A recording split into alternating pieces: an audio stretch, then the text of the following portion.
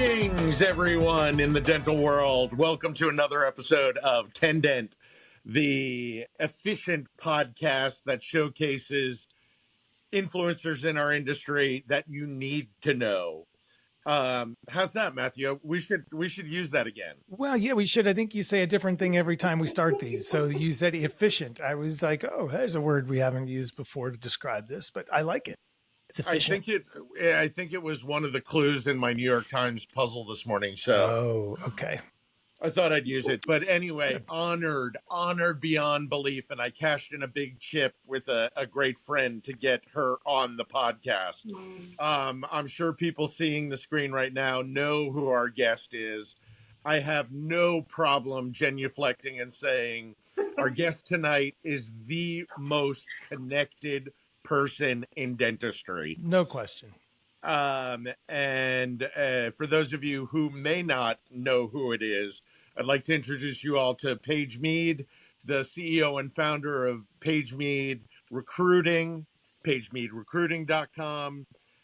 Paige, honored to have you on our podcast. Thank you. Thank you. It's my pleasure. It's so fun. Thanks for joining us. And I love it when we have a guest that's kind of like us. You know what I mean? Like just, I don't know, warm and fuzzy and kind of just been around. Like we're all just kind of from the same era in a way, right? We're kind of, boy, I don't even know what road I'm going down right now, but kind of like our digital legacy.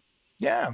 I mean, we've all been at this rodeo a long time. Right? Yes. And some of us are the people on the horses circling barrels, and some of us are counting down and making sure the rodeo goes off. But Paige, okay, wait, who's circling barrels here? I just want to make sure where I am in the rodeo. That's my only rodeo reference, all right? Give me a break. Okay, good. All right. Look, I'm going to start the first question because I know it's only a matter of time before you start texting me that this can't go more than 10 minutes long because people complain. Nobody complains. 12 minutes, 13 minutes. Nobody cares. Stay on target. Stay on target. All right. So Paige, thanks for coming along on this journey here with us and doing everything you do in the industry and kind of furthering it and making it a better place. The I guess a good place to start is give us a maybe an overview of kind of where things are. Like, you know, from where we are, we know that clinicians are hard to hire and hygienists are impossible to find, and even companies looking for good talent in sales or accounting or marketing or account service. It seems like finding good people has become harder, and it seems like it shouldn't be harder. It seems like it should be easier. And it seems like over the last 5 years, it's gotten harder, and maybe the pandemic had something to do with it, but I don't know. Give us sort of an overview of where we are and how do we get here and how do we get out of it? Yeah. Well, that's a big question with a lot of different answers. Depends on who you ask in a lot of cases. But if we're just talking about, you know, really the state of hiring in the dental industry, I got here 18 years ago. And 18 years ago, when I was talking to candidates in the market, they were saying, I'm not getting communication back. 18 years later, we're still getting some of those same things. So when it comes to hiring, COVID did a whole lot of things, you know, to mix up the pot, really. I think on the other side of the pandemic, we saw companies much more flexible about remote work. We saw employees or potential employees much more concerned about having remote work. And now we're on the other side. So we are, I'm hearing from companies who want their people on site again. And that has become a massive tug of war with candidates. So I think, you know, the state of the industry, whether we're talking about clinicians or whether we're talking about other white collar professionals or corporate setting people or anybody who can do work remotely now wants to do it remotely. And so are there people in the market that can do what you need? Yes. Are there people located local to you who can do what you need? That's a whole different story. And that's one of the bigger challenges that is going on right now. On the clinical side, I mean, you said it. There just simply are not enough to go around. So we need more clinicians. That's the answer to that. We need more clinicians, excuse me. We have some really great companies that are really circling the wagon on the clinician side when it comes to hiring, but the essence is just not having enough. Now, when you cross to my side of the fence and you start talking about manufacturers, distributors, companies, service providers, it's not the same issue at all. It's not about scarcity of talent. It's about finding them. And so you have all these clever search techniques. You have all kinds of purported ways to get connected. And the truth is, we are less connected than we ever have been. Every single automation that you put into the process of hiring drives people farther apart. That's not a theory. It's a truth. So for candidates in the marketplace, for all that talent you want to find, it's opaque. There is no connection in real time with real people. That's not anybody's fault. It's really the result of trying to automate and make more efficient the hiring process. It's just gone the wrong direction. So, Beautifully stated. okay. No, Paige, it is because I think everything gets lumped together. Yeah. And I just got a text. Matthew's in the middle of a tornado and his power just went out. Oh no. So what does So that mean? what you just said is fine and will be kept recording. Okay. Okay. He's going to rejoin us and we'll edit this. That's what's beautiful about this Yes. software. That's exactly. Yep. I like software that way. And when he comes back in, of course his power just went out. Let me see if he's got power back on. Okay. Well, I'm more than happy to hold the thought. No, that question was bulletproof. You and I are. No, I'm not making you reinvent that wheel. No. My power just went out. Only North Carolina. Oh. I would expect this of Florida, but not North Carolina. Tornado, huh? Really?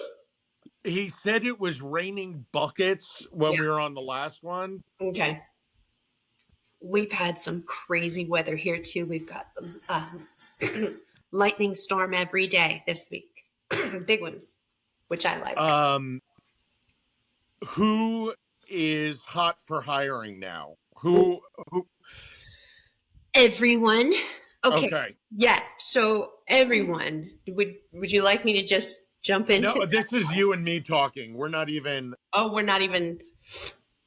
Oh my goodness. He's going to join with his hotspot, but I want to know from you. You've got to be the busiest woman on the planet. Actually, I am. I really am. So, one of the things that I've been talking with people about is, I want to say shame on LinkedIn for doing this, but the jobs market is not slowing. What we are seeing is the gap that we were talking about, the gap between people. So I take careful observations every year on the hiring cycle. And no matter what anybody says out there, no matter what fear mongering is taking place, jobs are not slowing down. Job growth has not stopped. Last Friday, I got 3 leadership positions before the end of the day, right? So I'm excited about that kind of thing. But now, now is my problem to find the right people. So all of those communication channels we have in place that actually pull us together, those are the ones that are going to matter the most. Networking like never before. Value is huge. Okay. Wow. So I've the job cycle, the hiring cycle in our industry has not changed in the last 5 years.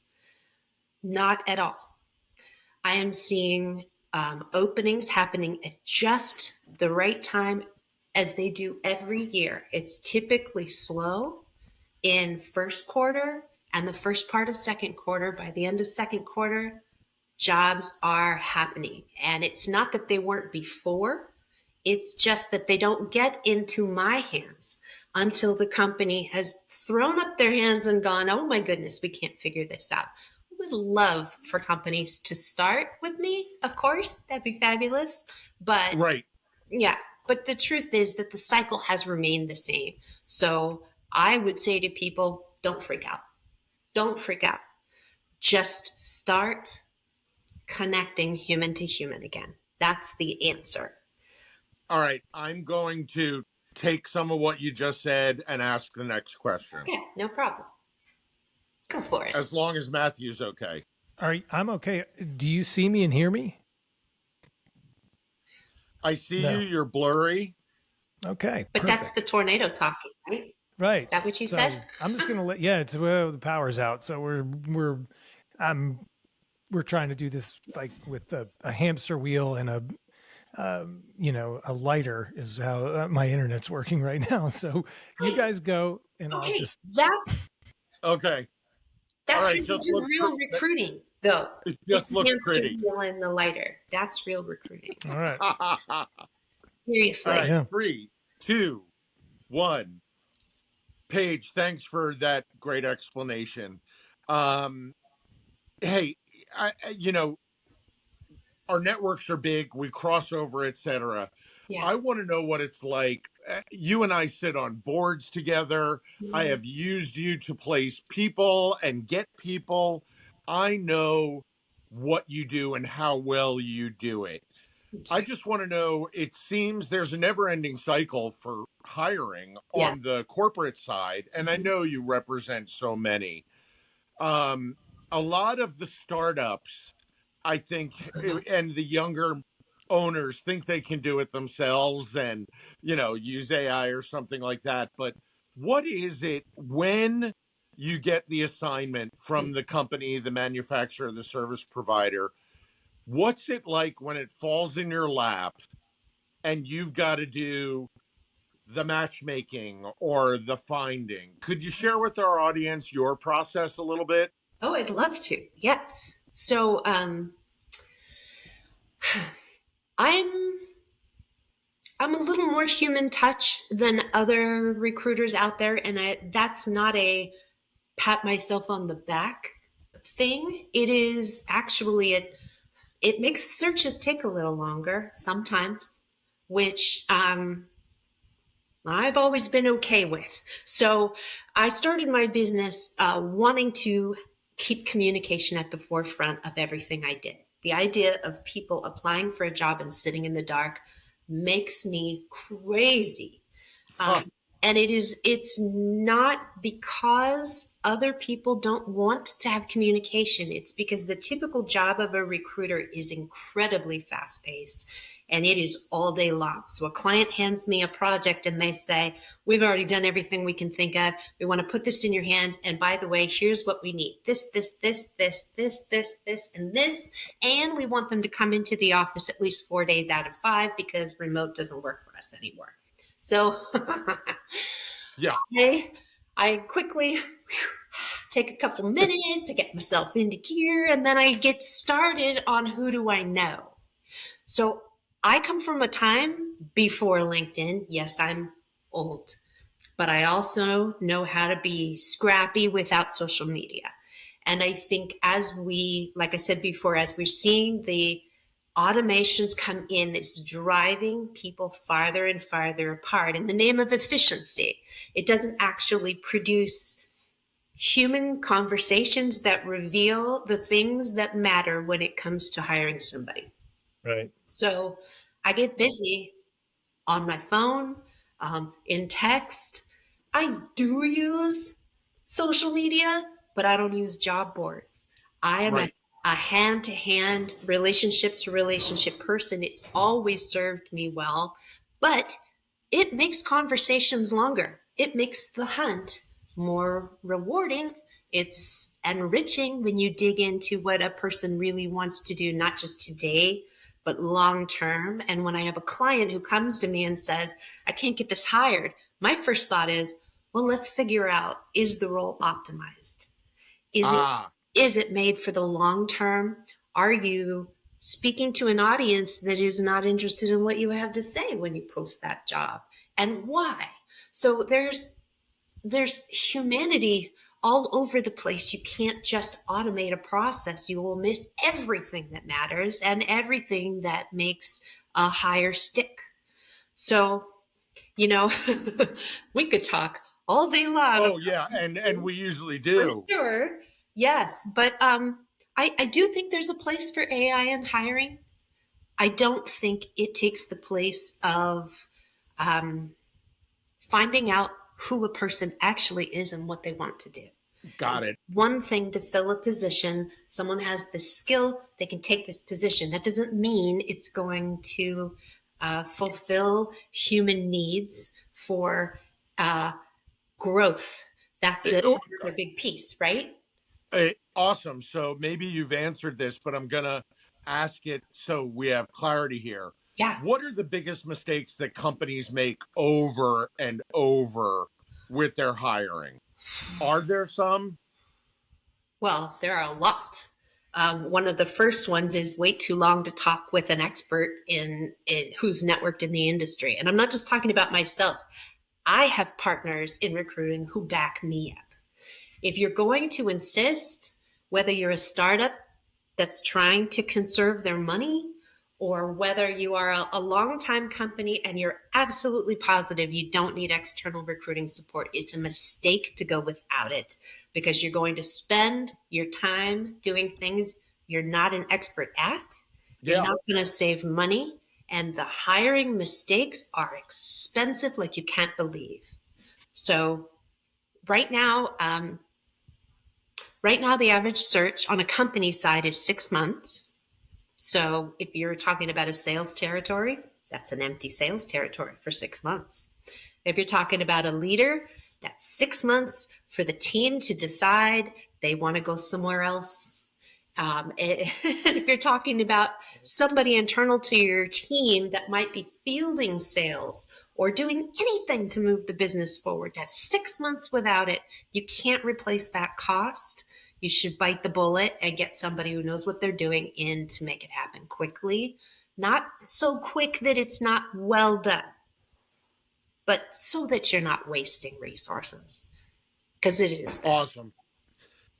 Awesome. Such great advice. And I hope people are listening. You know, we have a lot of manufacturers at all levels who are listening to this. Other thing, and I was talking with a couple people of who the initial guests are going to be, and there was an automatic attraction when I said Paige. I mean, so please pat yourself on the back for that.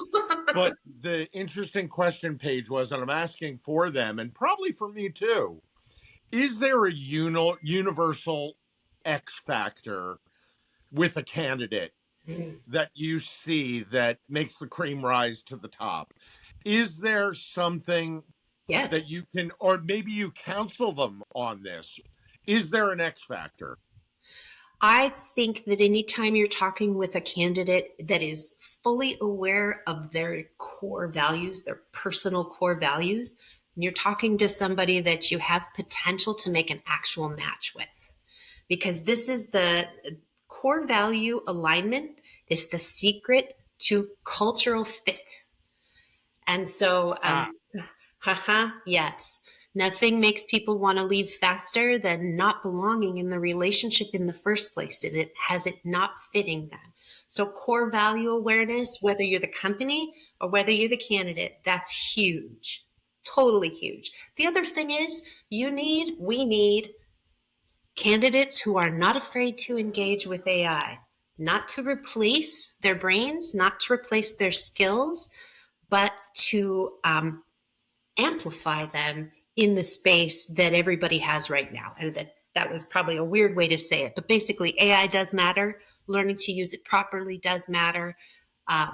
Not just about efficiency, but God, there's so much behind that, and I have some exciting things coming. So I'm looking forward I'm to not telling you about surprised. that in the future. But yeah, you really need people who've done the work, who know themselves. You can't hope to hire someone with a match if they can't tell you who they are. And AI will not do that by itself. Will not find them that way. Right. How about, I know you brought me numerous candidates from inside and outside the dental industry. Does someone have an advantage if they have dental experience, or are we seeing people hiring from other allied healthcare professions or no healthcare at all? Yeah, so it depends on the role that we're talking about. When we're talking about a leadership role, I like to see a combination of outside and inside dental. You can't replace the dental experience. The idea that you're going to pull a professional from another place so that you can apply their experience to dentistry is it doesn't actually work like that. You need dental experience to guide company growth. That's not just my personal opinion. I'm watching companies make that mistake, but that's what I like about having dental experience. I also like having it from outside because you have both. So I encourage candidates, when you are looking at growth in your career, consider a role outside of dentistry and then bring that skill set back, because there is no healthcare space that is Ah, growing and doing what dentistry is doing. We are at the pinnacle of health, and everybody who's talented ought to want to be over here in dentistry. This is just the right time. wow. Well, I want to hold true to our audience and be sacred to your time here, and keep it Too late. in It's the too late. tendent realm. But I do have one quick question. Yeah, thanks, Matthew. Sorry, I'm taking over. Paige is mine. I've claimed her. I got, go Um, ahead. Paige, Yes. if I gave you a magic wand Mm. and you could change one thing about the dental industry, what would be the first thing you'd tackle? I know it's a lot. Wow. I really actually thought about this for quite a bit today. The only real thing is I'd like to see the growth to DSO conversion slow down. Um, I love it.